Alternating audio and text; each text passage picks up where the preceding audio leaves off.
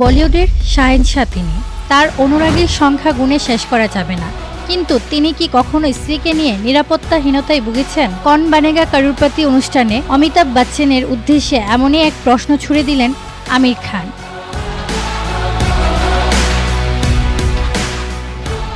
সামনেই অমিতাভের জন্মদিন, সেই উপলক্ষে একটি বিশেষ পর্বের আয়োজন করা হচ্ছে। এই বিশেষ পর্বের অতিথি হিসাবে উপস্থিত ছিলেন আমির খান ও জুনায়েদ খান। ওই পর্বে একটি ঝলক ইতিমধ্যে সমাজ মাধ্যমের ভাইরাল হয়েছে।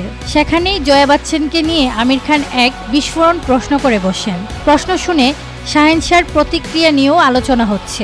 আমির প্রশ্ন করেন, জয়াজি যখন শুটিং করতে যেতেন তখন কোন নায়কের নাম শুনে আপনার খুব রাগ হতো? জয়াজির সঙ্গে কোন নায়ককে দেখে আপনার হিংসে হতো?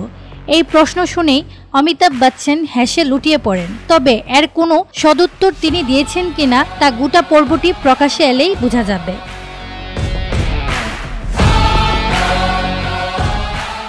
আমির খান এই পর্বে এসেছিলেন তার ছেলে জুনায়েদকে নিয়ে। ইতিমধ্যে মহারাজ ছবিতে অভিনয় করে প্রশংসা কুড়িয়েছেন জুনায়েদ। मेरा शूद्र बनना, इसलिए जहाँ भी गंदगी देखता हूँ उसे साफ करने की कोशिश करता हूँ। আমিরকে শেষ দেখা গিয়েছিল লাল সিংহ চড্ডা ছবিতে। করিনা কাপুর খানকে দেখা গিয়েছিল তার বিপরীতে। আগামীতে তাকে দেখা যাবে সিতারে জামিন পার ছবিতে। অন্যদিকে অমিতাভ বচ্চনকে কিছুদিন আগেই দেখা গিয়েছিল কালকি এডি 289 এর ছবিতে।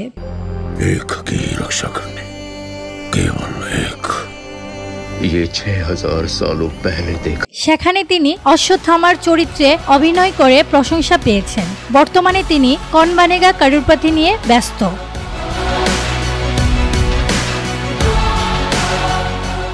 আমি ফাতেমা খন্দকার নিজুম, SBS বাংলা, ঢাকা।